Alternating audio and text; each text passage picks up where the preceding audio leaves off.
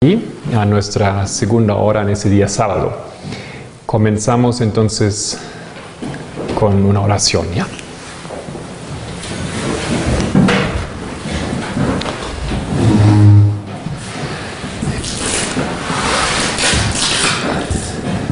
Nuestro querido Dios, Dios Santo, que moras en las alturas, queremos invitarte para que estés presentes aquí en este lugar en este día sábado. Un día hermoso nos ha convocado y estamos aquí para estudiar tu palabra. Señor nuestro, por favor guíenos otra vez, esté con nuestros corazones y nuestras mentes. Los temas que estamos estudiando son temas para esa generación, pero tenemos que abrazarles con nuestros corazones y mentes, con el amor que tú quieres implantar en nosotros. Querido Señor, entonces, por favor, esté con nosotros para que hablemos de acuerdo a tu voluntad. En el nombre de Cristo pedimos esto. Amén.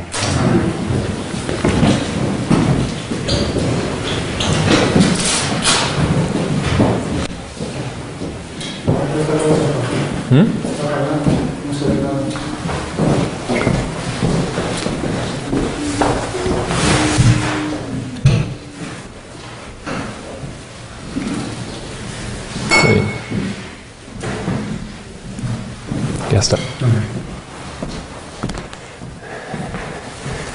Hemos estudiado esta semana el tema del cierre de tiempo de gracia y la ley dominical. Hemos presentado una serie de temas y tal vez vamos a resumir un poco en esta mañana otra vez lo que hemos dicho hasta ese momento, sin poder, digamos, entrar mucho en los detalles. La lógica va así, que nosotros hemos entrado en el tiempo del fin desde 1989 para nuestra generación. Hemos visto señales. 2001 ha sido un señal importante que equivale al primer mensaje angélico en el tiempo de los mileritas, el 11 de septiembre. La siguiente cosa que acontecerá para nuestra generación es la ley dominical. La ley dominical está delante de nosotros y creo que todos estamos de acuerdo que muy pronto puede salir. No obstante, la ley dominical marca un momento específico y esencial para el pueblo adventista, porque aquí se termina el tiempo en el cual los adventistas se pueden preparar y también recibir redención de sus pecados. De esa manera nosotros estamos diciendo que el tiempo de gracia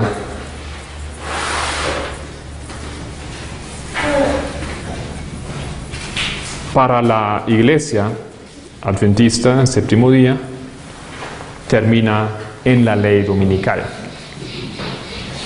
Entendemos que cuando llega la ley dominical no podemos comprar ni vender, nos van a forzar para guardar el día de domingo, nos van a forzar de rechazar el día sábado. Todo esto hemos leído.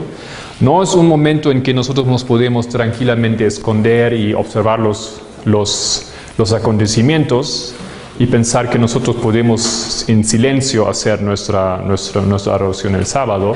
No, se requiere que nosotros nos postremos delante del día del domingo.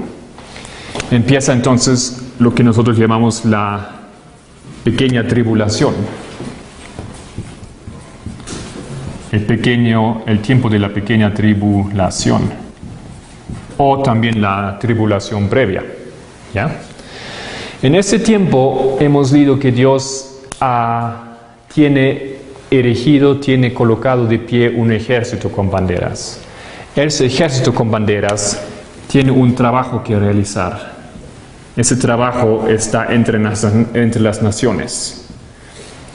Isaías 2 dice que las naciones buscan al monte que será elevado sobre todos los montes.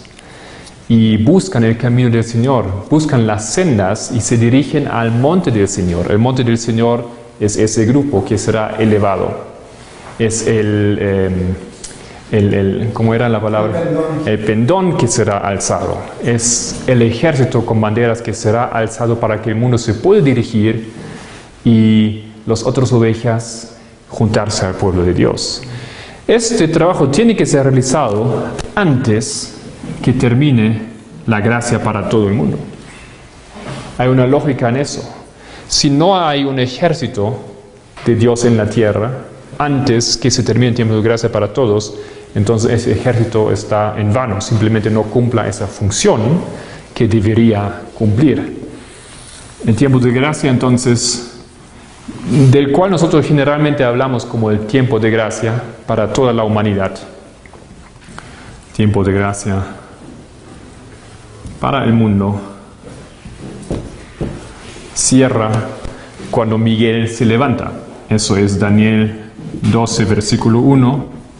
Miguel se levanta y pone las vestiduras de guerrero, ¿ya? Deja sus vestiduras de sacerdote. Y aquí empieza entonces el tiempo de la gran tribulación. Caen las 7 plagas también en ese tiempo. Eso es más o menos la secuencia de los eventos, eso más o menos la lógica que estamos entendiendo cómo sucederán los acontecimientos. Ahora sí, en esta semana nos hemos tomado tiempo para defender este punto aquí. Y esa lógica que aquí termina el tiempo de gracia para el pueblo de Dios. Hemos leído algunos textos y en conjunto con esos textos yo he visto que una cosa es importante. He visto que varios hermanos coinciden con la idea que para la iglesia el juicio viene antes, pero ellos tienen un concepto diferente de la ley dominical. Cuando el juicio termina antes, ellos creen que, bueno, la ley dominical es un tiempo de juicio. Quiero que leemos un texto, y ese texto se encuentra en la página 17. Uno de los textos que son muy claros. Y vamos a añadir otro texto. A ver qué tengo ahí adelante.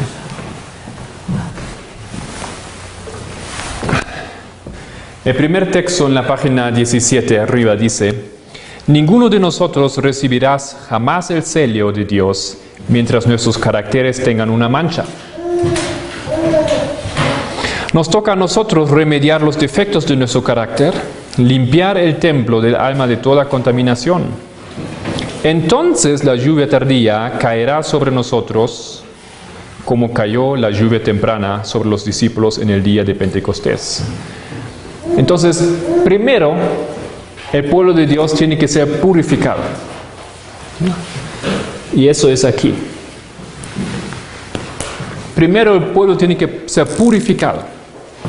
El proceso de purificación ya está en marcha. Cuando el pueblo esté purificado, cuando esté limpio, cuando tiene las vestiduras de Cristo, entonces está listo para recibir el sello de Dios. ¿Ok? Hemos leído y hemos demostrado que la purificación del pueblo de Dios acontece previamente a la ley dominical y se concluye en la ley dominical. No hay más allá tiempo de posibilidad de entrar en ese proceso. Hemos leído que el ejército con banderas está en pie cuando sale el decreto y que el jabón ha hecho su trabajo de limpiar. El oro está separado del escarnio. El pueblo de Dios está limpio aquí en ese momento. Hemos leído esos textos. Volviendo aquí a entonces, ninguno de nosotros recibirá jamás el sello de Dios mientras nuestros caracteres tengan una mancha. Nos toca a nosotros remediar los defectos de nuestro carácter, limpiar el templo del alma de toda contaminación. Entonces la lluvia tardía caerá sobre nosotros como cayó la lluvia temprana sobre los discípulos en el día de Pentecostés. Eso también es algo que nosotros entendemos, que después de la ley dominical cae la lluvia tardía. Recién después cae. Cae en ese momento sin medida, cae fuerte, ¿ya? Ha empezado a caer ya en nuestros tiempos, pero goteando. pero luego cae sin medida. Y eso es lo que dice aquí en texto. Entonces, cuando los caracteres estén purificados, entonces caerá la lluvia. Está en armonía ese concepto. Si nosotros pensamos que tenemos tiempo hasta aquí, entonces ¿cuándo cae la lluvia? ¿Aquí? ¿Para qué cae la lluvia junto con las 7 plagas? No tiene sentido. ¿Ya? La lluvia tardía tiene que caer. Tiene un sentido para que caiga, ¿no? Cae para que se pueda hacer una obra entre las naciones. Hay una fuerza, hay un apoyo del Espíritu Santo para que nosotros llevemos adelante nuestra obra. Van a poder ustedes hablar idiomas que ahora ni siquiera conocen. Vamos a poder ser resistentes contra los ataques, contra veneno, etc. Pero eso tiene un sentido aquí en ese tiempo porque todavía es gracia, ¿no es cierto? Más allá no hay gracia. Entonces la lógica que el tiempo de gracia para el pueblo de Dios se termine y recién ahí los caracteres pueden ser purificados hasta ese momento, porque eso es la idea general en nuestra iglesia, que hasta aquí tenemos tiempo y luego cae la lluvia tardía, ¿para qué? Y entonces dice Elia, cuando se promulgue el decreto y se estampe el sello, su carácter permanecerá puro y sin mancha para la eternidad. Cuando se promulgue el decreto y cuando se estampe el sello, el carácter permanece puro para la eternidad. Ahora hemos visto que algunos piensan que esa ley dominical es más bien una fase, ¿ok? Entonces esa cita se podría entender así que la ley dominical aquí empieza, pero sigue. Y si eso es así, esta cita no dice necesariamente que para los adventistas el tiempo de gracia termina aquí. Pero por eso hemos estudiado primeramente qué es la ley dominical. La ley dominical es una ley que los esfuerza a los seres humanos, por ley, no deja opción para que se sometan el día del domingo. O les obliga, exactamente, les obliga. Y no hay tiempo de decidirse. No, yo no puedo decir cuando llegue la ley, por favor denme en 2 meses. Tengo que pensarlo, tengo que estudiar el asunto, todavía no sé qué hacer. ¿Qué ley es así? ¿Cuáles de las leyes del Estado te dan tiempo para pensar si la quieres guardar o no? ¿No es cierto? Para eso nosotros tenemos que entender las historias paralelas. Por eso entendemos que Daniel 3, vamos a abrir Daniel 3 para ver directamente lo que dice el texto. Porque Daniel 3, ustedes saben, Elena White dice que es un tipo, una historia que es paralela en su contenido a la ley dominical. Tenemos en versículo 1 el rey Nabucodonosor. El rey Nabucodonosor hizo una estatua de oro cuya altura era de 60 codos y su anchura de 6 codos. Le levantó en el campo de Dura, en la provincia de Babilonia. El rey Nabucodonosor aquí es el rey del norte, ¿no es cierto? Porque él es de Babilonia. Primera persona. Segundo, versículo 2. Y envió el rey Nabucodonosor a que se reuniesen los sátrapas. ¿Qué eran los sátrapas? Eran los ministros, los gobernantes en el estado. Segundo grupo que se une aquí para llevar a cabo esa ley, nosotros diríamos, representan ellos al dragón. Los magistros, los capitanes, oidores, tesoreros, consejeros, jueces, todo el aparato del Estado. ¿Ya? Versículo 8. Por eso en aquel tiempo algunos varones caldeos vinieron y acusaron maliciosamente a los judíos. Hay entonces entre el pueblo algunos que traicionan a esos judíos. Ellos son los falsos profetas. No hemos leído ayer que el espíritu de profecía dice, vamos a ir rápidamente para leer ese texto. Eso está en la página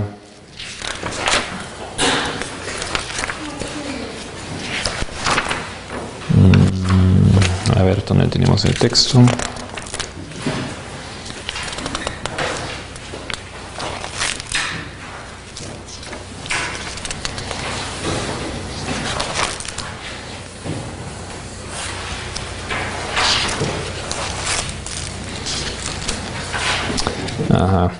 página 8. El texto que aquí está en inglés, de la colección Spalding y Magan, página 1 y 2. Ahí que el texto que está en negrillas dice: I saw the nominal church and nominal Adventists like Judas would betray us to the Catholics. Tenemos aquí dos grupos, entonces, la iglesia nominal y los adventistas nominales que traicionan a sus propios hermanos. Lo mismo que acontece en Daniel 3.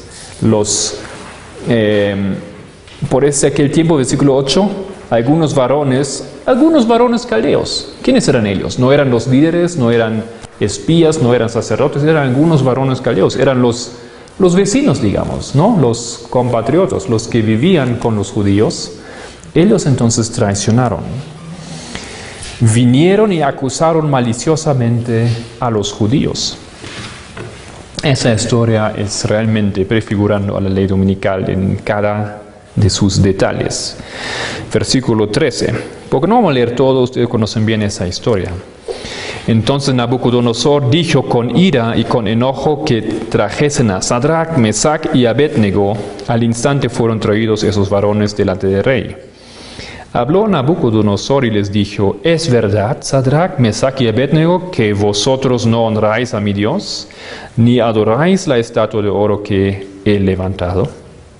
Ahora pues estáis dispuestos para que al oír el son de la bocina, de la flauta, del tamboril, del arpa, del salterio, de la zamponia y de todo instrumento de música, os postréis y adoréis la estatua que he hecho. Porque si no la adoraréis, en la misma hora seréis echados en medio de un horno de fuego ardiendo. ¿Y qué Dios será aquel que os libre de mis manos? Ahora, interesante la respuesta. Sadrach, Mesach y Abednego respondieron al rey Nabucodonosor diciendo: no es necesario que respondamos sobre este asunto. He aquí, nuestro Dios a quien servimos puede librarnos del horno de fuego ardiendo, y de tu mano, oh rey, nos librará. No es necesario que ellos piden aquí momento para pensar. Ellos no necesitan unas semanas, no necesitan tiempo para tomar su decisión. Ya está hecha la decisión, por eso no se han postrado. Y en esa historia, si nosotros enseñamos hoy en día que el tiempo de gracia para los adventistas termina igual como para todo el mundo, entonces estamos fomentando una idea aquí muy peligrosa. Porque la iglesia adventista del séptimo día no necesita la ley dominical como una señal. Yo no necesito este tiempo aquí para decidirme. La ley dominical es la última obra en el mundo. Es para despertar a las naciones que no saben, que la luz no han visto. El pueblo adventista conoce esa luz. No necesita tiempo más allá. El pueblo adventista más bien en ese tiempo tiene que ser él mismo la luz. Hemos leído que Dios se glorifica en su pueblo. Eso acontece aquí. Dios tiene por ello un ejército con banderas. El adventista en la ley dominical sabe qué hacer y se termina. No necesita más allá. Ok. Entonces la historia de Sadrach y Mesach y Abednego nos enseña esto. La ley dominical es una ley que se aplica. En el momento que el rey escribió la ley, entonces todavía ellos no estaban en esa tribulación. Recién después, cuando todos se juntaron y cuando se tenían que postrar y cuando los caldeos vinieron, eso era su prueba, ¿no es cierto? De la misma manera para nosotros, yo creo que la ley dominical para nosotros no es el momento, el 12 de septiembre, qué sé yo, en qué año, 2014, cuando algún gobierno lo firma. La ley dominical es el momento cuando esa ley se aplica en tu vida y tú estás forzado de ir el domingo a adorar al día espurio. Eso es la ley dominical y eso puede ser para mí un poco antes que para ti. Puede ser en México un poco más tarde que en Bolivia. ¿Ya? Hay pequeñas diferencias. Eso no importa, eso no atribuye, no nos da ninguna ventaja. Vamos a leer un texto aquí que nos ayuda a comprender eso. No hace falta que nosotros vamos a un país donde tenemos un poco más tiempo para tener un poco más tiempo de gracia posiblemente.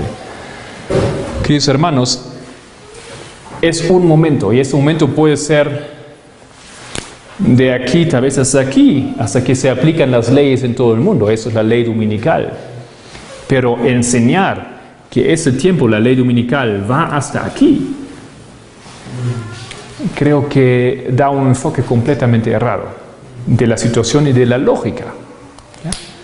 Porque aquí hemos visto varios textos donde dice el Señor, en la ley dominical, hasta ese momento, su pueblo va a ser sellado.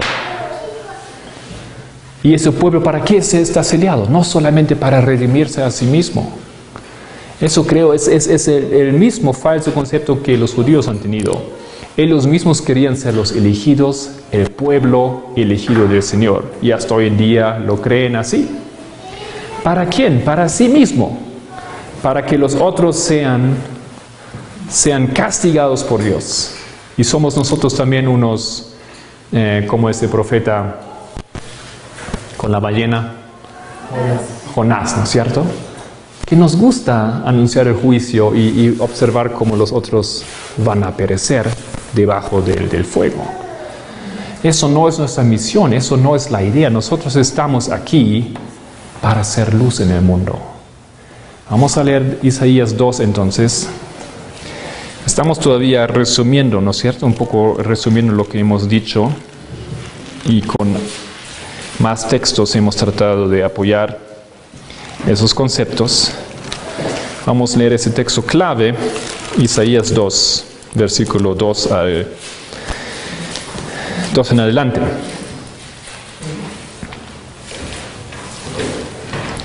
Lo que vio Isaías, hijo de Amós, acerca de Judá y Jerusalén. Versículo 2. Acontecerá en lo postrero de los tiempos. O sea, eso realmente se refiere al fin de los tiempos, ¿no es cierto? Acontecerá en lo postrero de los tiempos que será confirmado el monte de la casa de Jehová como cabeza de los montes.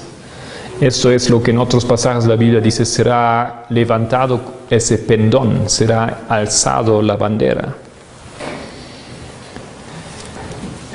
Y será exaltado sobre los collados y correrán a él todas las naciones. Y vendrán muchos pueblos y dirán, venid y subamos al monte de Jehová, a la casa de Dios de Jacob, y nos enseñará sus caminos y caminaremos por sus sendas.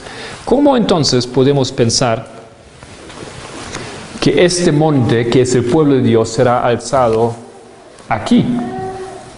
Porque recién hasta ahí tenía tiempo, ¿no es cierto? Hasta ahí uno podía modificar su carácter y recién ahí está ese monte. ¿Para qué sirve ese monte? Para que las naciones correrán a él y para que subirán a él, para que se unen al pueblo de Dios. Si el monte aquí está levantado, cuando el tiempo de gracia se termina, qué cruel será eso. Las naciones todos felices escalando el monte y arriba dicen, perdón hermanos, ya es tarde. Pero recién se levantó el monte, sí.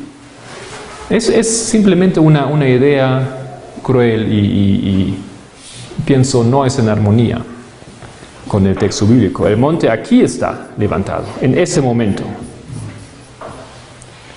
Y en ese momento empieza esa fase, porque eso es lo que nosotros ya entendemos, ¿no es cierto? Que después de la ley dominical, las otras ovejas acuden al pueblo de Dios. Acuden a ese monte y entonces aquí pueden subir y unirse, porque nunca han visto la verdad. Ese monte, no obstante, tiene que ser puro y sin mancha. Vamos a leer ese texto aquí también. Está en la página 11, bajo el título El juicio.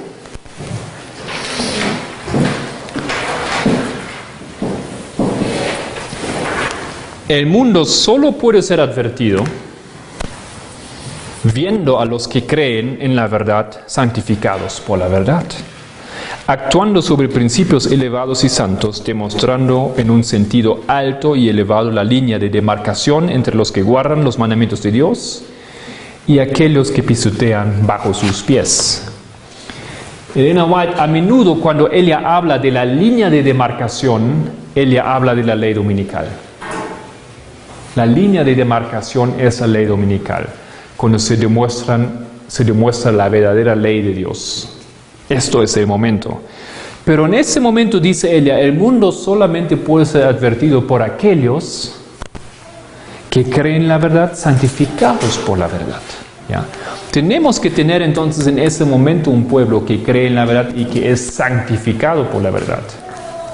Puro, sin mancha, limpio, recto, formando ese ejército con banderas, formando ese monte. Porque entonces el mundo puede ser advertido. El mundo tiene la Biblia, pero tiene las distracciones en el mundo también. Tiene diferentes versiones de las Biblias, ¿no es cierto? Las nuevas Biblias, otros textos. Y no encuentra la verdad. Pero cuando el mundo ve personas que lograron vivir lo que dice, lo que presentan, lo que claman, entonces el mundo ve y puede ser advertido. Ese proceso aquí tiene una función para el bien de las naciones. Tiene que sellarse el tiempo de gracia para los adventistas antes, para que el mundo puede entrar en las líneas. Y también para eso hemos tenido un texto. Está más adelante.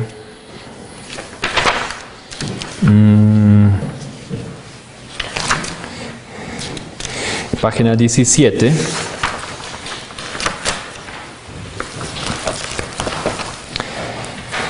Más o menos en el medio de la página donde dice hermanos míos. Hermanos míos, comprendéis que vuestra salvación, como también el destino de otras almas, depende de los preparativos que hagáis para la prueba que nos espere. Queridos hermanos, si mi preparación va hasta el fin de tiempo de gracia, entonces, ¿cómo puede depender el bien de los otros de mi salvación? Claro, yo entiendo que lo que yo digo en mi vida puede influenciar para bien y para mal, pero el mundo solamente puede ser advertido por los hombres que viven la verdad, ¿no es cierto? Entonces, aquí mi salvación y la salvación de otros depende de mi preparación. Tengo que estar preparado hasta la ley dominical para en ese mundo ayudar para que los otros también encuentren la salvación. Eso más o menos es lo que hemos presentado hasta ahora. Hemos visto que el pueblo de Dios hoy en día desconoce esas verdades. Jeremías 5, versículo 4 dice que el pueblo no conoce los caminos del Señor. El pueblo no sabe el juicio. El juicio en ese sentido es la ley dominical, es el juicio para el pueblo de Dios. El pueblo hoy en día no lo sabe, lo desconoce. Y ahora aquí el hermano Leo me mostró un texto recién en la mañana que quiero colocar aquí también en nuestro estudio. Los que tienen en White App o tienen algún acceso a ese texto se encuentra en español CS 472.2. Conflicto de los siglos, página 472, párrafo 2. CS 472, párrafo 2.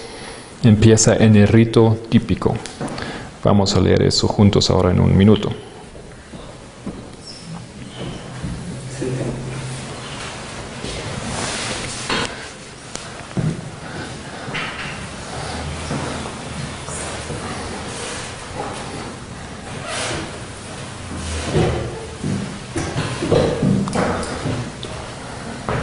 ¿Ya? CS 472, párrafo 2. En el rito típico, solo aquellos que se habían presentado ante Dios arrepintiéndose y confesando sus pecados, y cuyas iniquidades eran llevadas al santuario por medio de la sangre del holocausto, tenían participación en el servicio del día de las expiaciones. Ese día, cuando se cerraba todo el año, cuando era el final del año de perdonar los pecados, cuando se consume finalmente el perdón del pecado, solo aquellos que habían sido limpiados hasta aquel momento podían participar.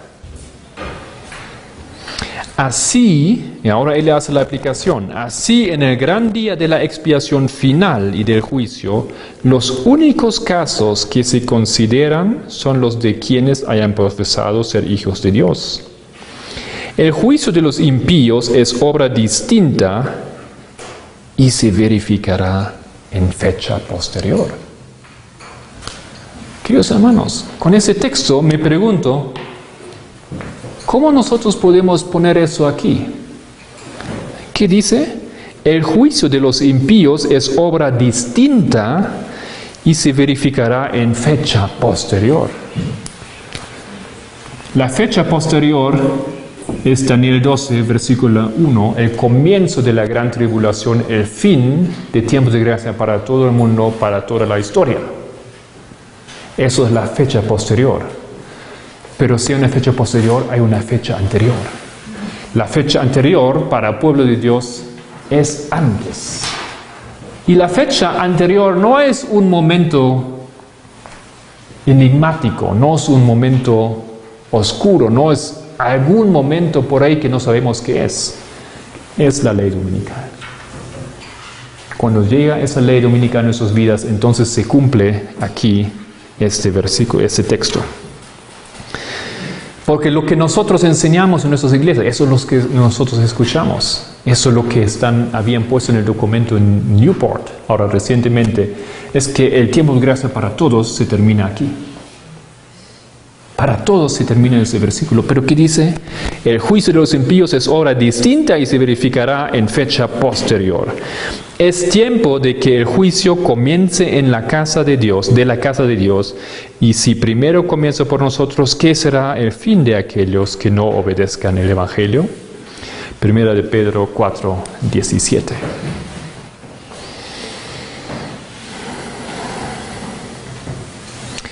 Ok.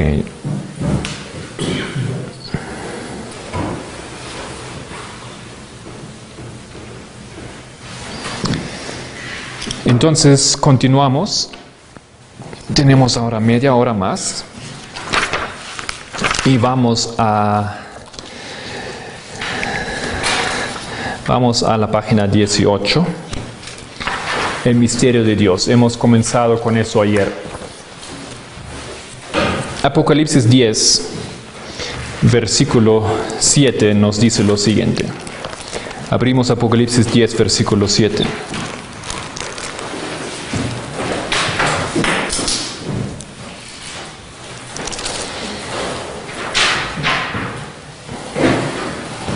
También se refiere a ese tiempo.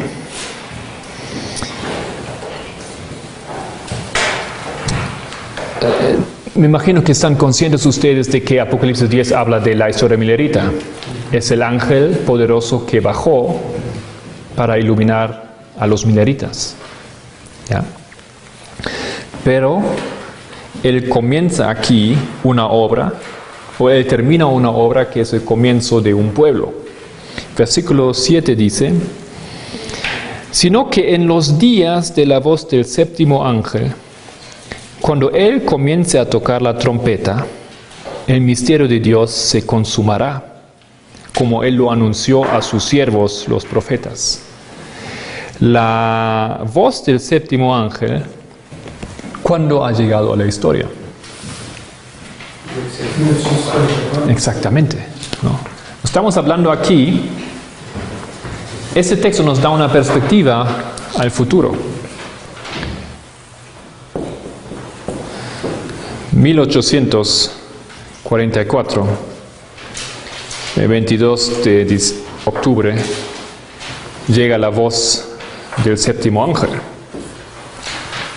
o comienza también, sí, el séptimo ángel.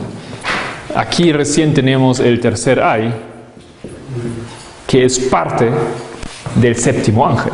¿Ya? Es una fase, es una culminación en la voz de la trompeta, de la séptima trompeta o de la voz del séptimo ángel. Pero en estos días, ¿qué acontecerá? En estos días, dice aquí, el misterio de Dios se consumará.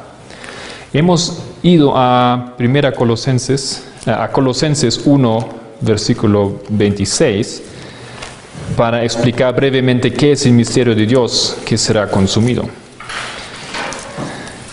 Podemos abrir entonces Colosenses, capítulo 1, versículo 26. Dice: el misterio que había estado oculto desde los siglos y edades, pero que ahora ha sido manifestado a sus santos, a quienes Dios quiso dar a conocer las riquezas de la gloria de este misterio entre los gentiles, que es Cristo con vosotros, la esperanza de gloria. El misterio entonces es ¿qué? El misterio es Cristo con vosotros. Y Cristo con vosotros es un poco más que solamente yo digo que yo conozco a Cristo. Cristo con nosotros es un poco más que yo solamente le pregunto en mis oraciones si Él me puede ayudar en mis problemas. Cristo en nosotros es que nosotros reflejamos a Cristo. Esto es el misterio que se consumará en los días del séptimo ángel. Esto es algo que todavía tiene que realizarse plenamente en nosotros. Si nosotros llegamos a tener Cristo nosotros formamos los 144,000. Porque son aquellos que reflejan a Cristo perfectamente, que no tienen manchas, que no tienen arruga ninguna. Y ese grupo entonces no va a haber muerte hasta el fin. Y ese grupo entonces puede ser la obra que Dios tiene destinada en la última obra que tiene para ese mundo. Esto entonces es algo aquí que acontecerá en los últimos días.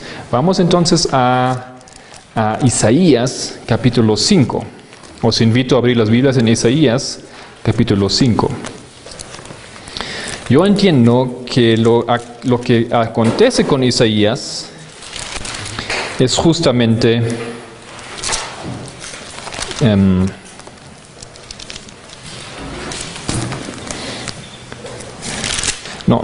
capítulo 6, discúlpenme. Isaías capítulo 6. Ustedes recuerdan, ¿no es cierto? Hemos leído en algún momento que Isaías fue convocado.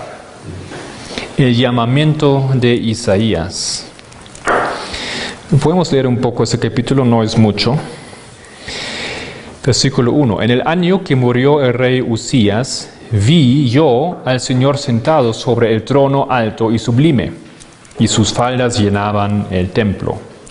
Por encima de él había serafines, cada uno tenía 6 alas, con 2 cubrían sus rostros, con 2 cubrían sus pies y con 2 volaban. Conocemos esos serafines, ¿no es cierto? De Ezequiel, Apocalipsis 4, 5, aparecen también. Y el uno al otro daba voces, diciendo: Santo, Santo, Santo, Jehová de los ejércitos, toda la tierra está llena de su gloria. Y los quinciales de las puertas se estremecieron con la voz del que clamaba, y la casa se llenó de humo. Entonces dije: ay de mí, que soy muerto, porque siendo hombre inmundo de labios y habitando en medio de pueblo que tiene labios inmundos, han visto mis ojos al Rey, Jehová de los ejércitos. Soy muerto. Cuando Isaías ve al Señor, él entiende que él muere. Nosotros entendemos que eso significa espiritualmente, ¿no es cierto? Versículo 6, y voló hacia mí uno de los serafines, teniendo en su mano un carbón encendido, tomando del altar con unas tenazas. Y tocando con él sobre mi boca, dijo: he aquí que esto tocó tus labios, y es quitada tu culpa y limpio tu pecado. ¿Significa entonces que Isaías era purificado? ¿Significa eso que él era sin mancha? Sí, queridos hermanos, aquí se realiza la obra de la purificación perdón del pecado y aborrecimiento de toda culpabilidad aquí en Isaías. Eso es la obra, eso es Cristo en nosotros, eso es el misterio de Dios que tiene que realizarse en nosotros. Eso acontece aquí con Isaías. Pero Isaías, estamos aquí en el capítulo 6. Isaías ya empezó su obra antes, ¿no es cierto? Él amonestó al pueblo antes, ¿no es cierto? Y eso que acontece con nosotros también. Somos adventistas, entendemos el mensaje, estudiamos y empezamos a predicar y anunciar y amonestar, porque así entendemos que hay que hacerlo. Es para el bien de todos. Pero mientras que esto acontece en esos años, ahora en que estamos viviendo, nosotros entendemos algo más allá. Entendemos que esto aquí tiene que entrar en el centro de nuestras vidas y tiene que realizarse una purificación de nosotros. Y tiene que estar Cristo en nosotros. Y tiene que ser purificado nuestro cuerpo y toda maldad tiene que salir de nuestros corazones y mentes.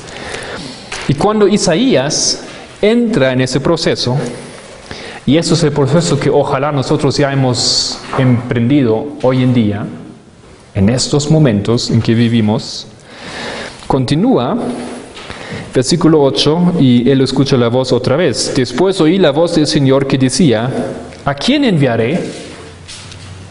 ¿Y quién irá por nosotros? Entonces respondí yo, heme aquí, envíame a mí. Queridos hermanos, la purificación de los siervos de Dios inmediatamente está conectado con entrar en obra, en trabajar para el Señor. Yo no soy purificado al fin del tiempo de gracia para que yo me salvo y listo, ¿ya? Nosotros que conocemos, que hemos estado en ese mensaje, hemos estado conectados con el Señor hace algún tiempo, tenemos una obra más sublime que realizar. Dios nos convoca, nos purifica, ¿para qué? Para el bien de los otros, así aquí en esa historia.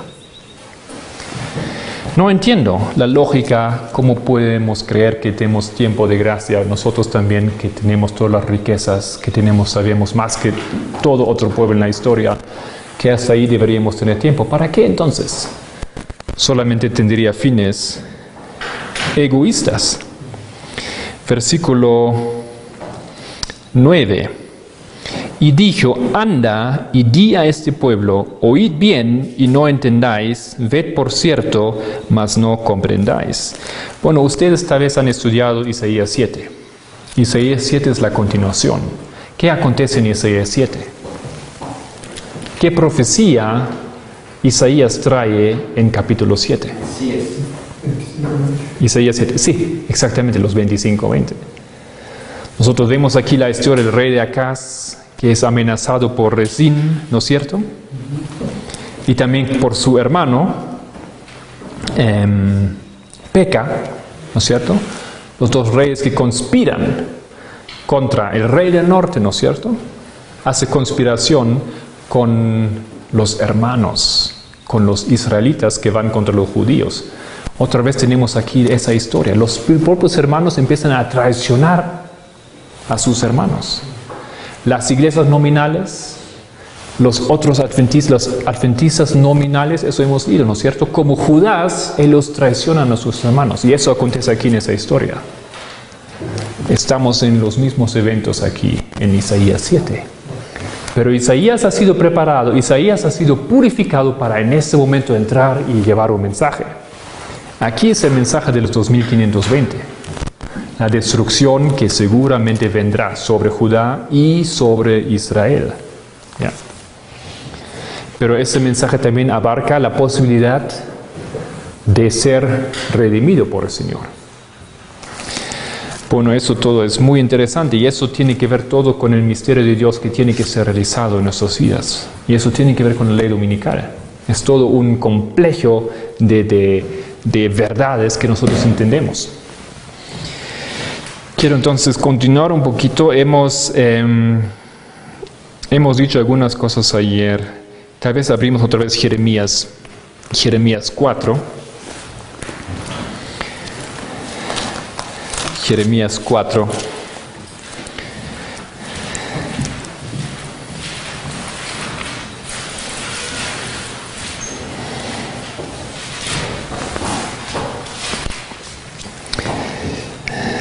versículo, empezamos a ver qué he puesto aquí. Sí, versículo 5. Anunciad en Judá y proclamad en Jerusalén y decid, tocad trompeta en la tierra, pregonad, juntaos y decid, reuníos y entrémonos en las ciudades fortificadas. Alzad bandera en Sión, huid, no os detengáis, porque yo hago venir mal del norte y quebrantamiento grande. ¿Para qué alzo la bandera?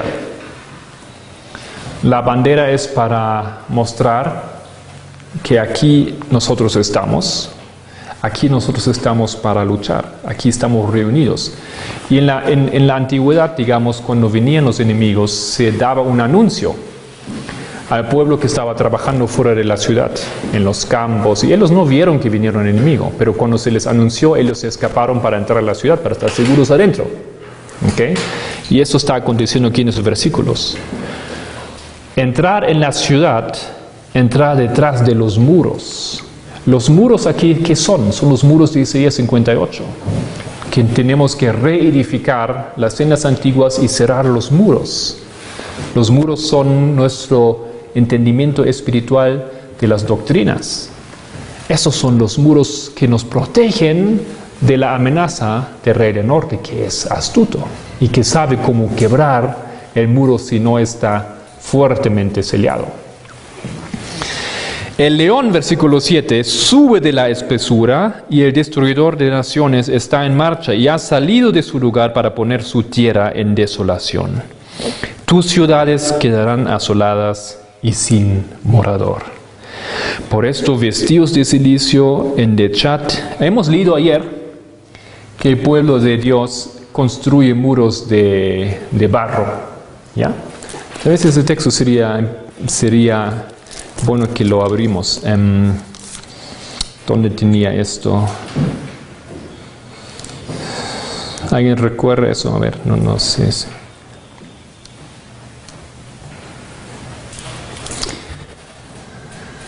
Después vamos a agregar a ese texto. ¿Ya?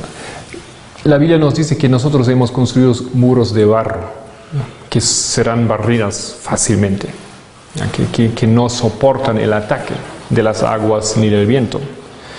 Es por eso que aquí dice que el enemigo va a entrar, que serán asoladas nuestras ciudades. Versículo 9. En aquel día, dice Jehová, desfallecerá el corazón del rey y el corazón de los príncipes, y los sacerdotes estarán atónitos y se maravillarán los profetas, porque los profetas han predicado mentiras. Los profetas no han entendido el tiempo que vendrá. Hemos leído ayer que así dice Elena White, los líderes del pueblo, los entendidos, los educados, no saben la venida del Señor. Por eso quedan atónitos. Y dije, ay Jehová Dios, verdaderamente en gran manera has engañado a este pueblo y a Jerusalén diciendo, paz tendréis, pues la espada ha venido hasta el alma. Lo que acontece es que el pueblo adventista en esos momentos va a ser en esa posición. Ellos se van a sentir engañados por su Dios. De otra manera no podemos entender cómo en aquel momento el pueblo se convierte en un enemigo del Señor. Ellos se sienten engañados y dejados por su Dios, y su enojo va contra el Señor y dicen, no nos has avisado. Pero la Biblia está llena de avisos sobre ese aspecto. Versículo 11. En aquel tiempo se dirá a este pueblo y a Jerusalén, viento seco de las alturas del desierto vino a la hija de mi pueblo, no para aventar ni para limpiar. Viento más vehemente que este vendrá a mí. Y ahora yo pronunciaré juicios contra ellos. He aquí que subirá como nube y su carro como torbellino. Más ligeros son sus caballos que las águilas. Ay de nosotros, porque entregados somos a despojo. Aquí aparece otra vez esa palabra. Esa amenaza que viene del norte, del rey del norte, que viene para barrir las ciudades del pueblo, que viene para destruir al pueblo, viene como un torbellino. Y hemos hecho la conexión con Daniel 11. Vamos ahí rápidamente, Daniel 11, versículo 40, donde tenemos justamente esa expresión. Por eso Daniel 11, versículo 40 a 45 son tan importantes para nuestra generación. Por eso este texto fue el comienzo de las verdades que nosotros hemos entendido a través de la luz que Dios nos dio a esa generación. En Daniel 11, toda esa historia, todo ese concepto ya está. El fin del cielo de tiempo de gracia ya está aquí. Versículo 40 dice, pero al cabo del tiempo, 1798, el rey del sur, el ateísmo, Francia, contenderá con él, con el rey del norte, con el Papa. Y el rey del norte se levantará contra él como una tempestad. Con carros y gente de a caballo y muchas naves entrarán las tierras e inundará y pasará. Aquí él entra como una tempestad. Ya, eso es esa palabra, como un torbellino, como un viento que arrasa. Eso es como la Biblia describe a esa obra que el Papa ya ha comenzado a hacer.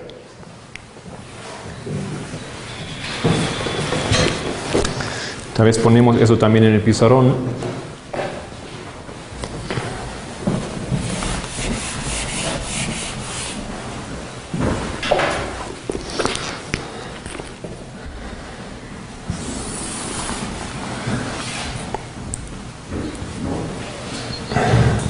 (1798), Daniel 11, versículo 40. El Papa es aplastado, recibe la herida de muerte. 1989, Daniel 11, versículo 40b. El Papa hace el contraataque. El que está abajo va para arriba ahora. Y él se venga contra aquel que le había bajado de su trono. Él conquista el ateísmo. La Unión Soviética, todo el sistema comunista cae en esos momentos. 40b. Y esto la Biblia describe como él viene como un torbellino, como un viento arrasador y inunda. Tenemos esos dos aspectos. Uno voy a, así como siempre lo dibujan, voy a hacer como un viento, ¿no? Una nube y también unas aguas aquí. Eso es como la Biblia lo describe a esa obra del rey del norte. Pero en versículo 41, su conquista, su reconquista de lo que él había perdido, continúa. Y dice, entrará en la tierra gloriosa, que son los Estados Unidos,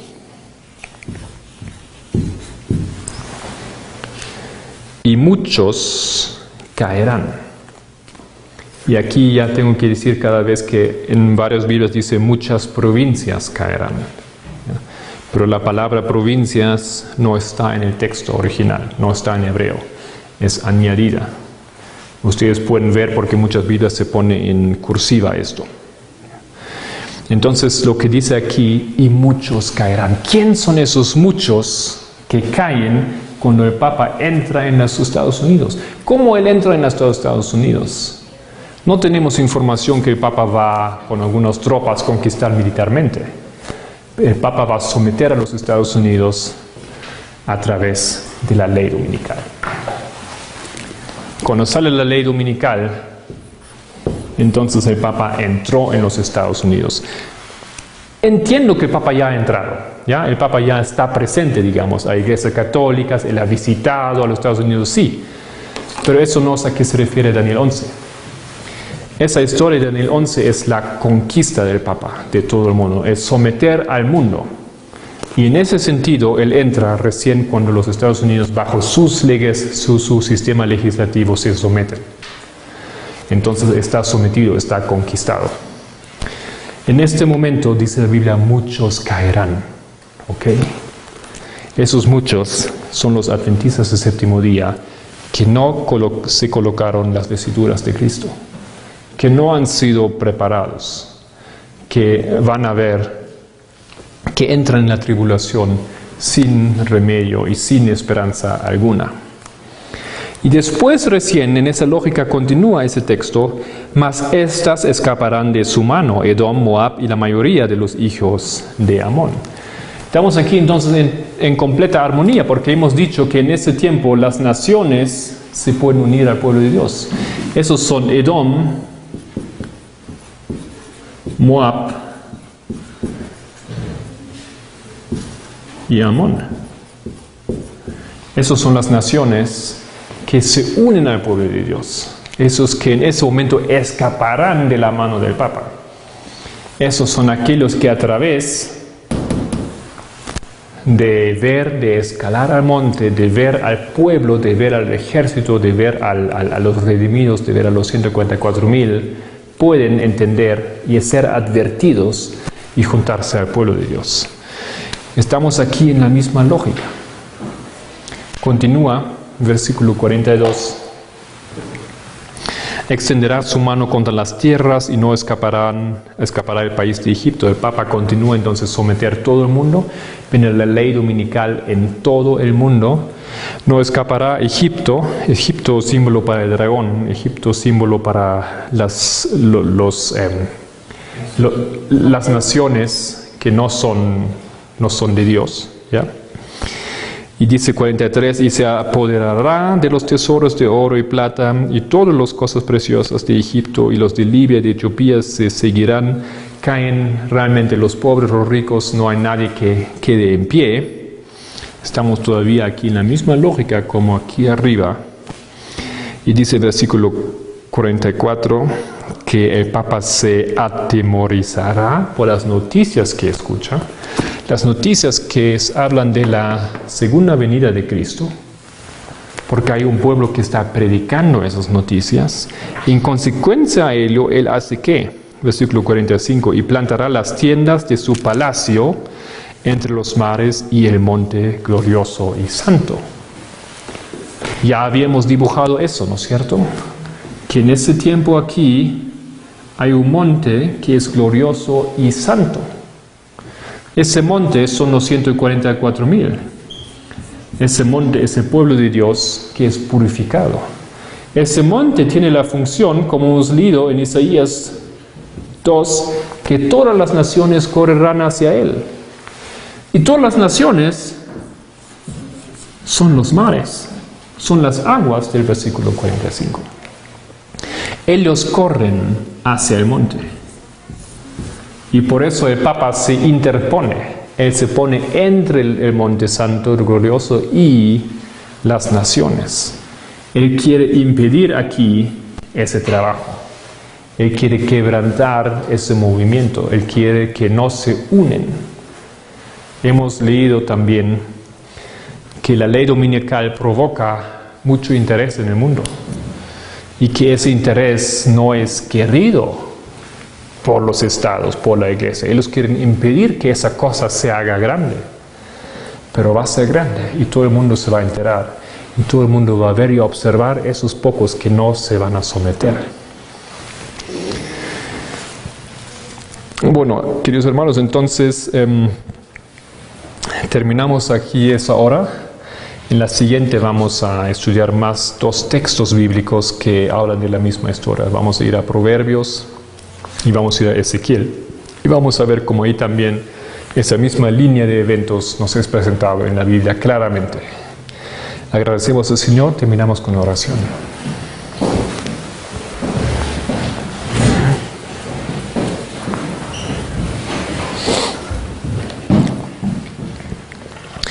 Padre nuestro, muchas gracias que nos has guiado en esta hora.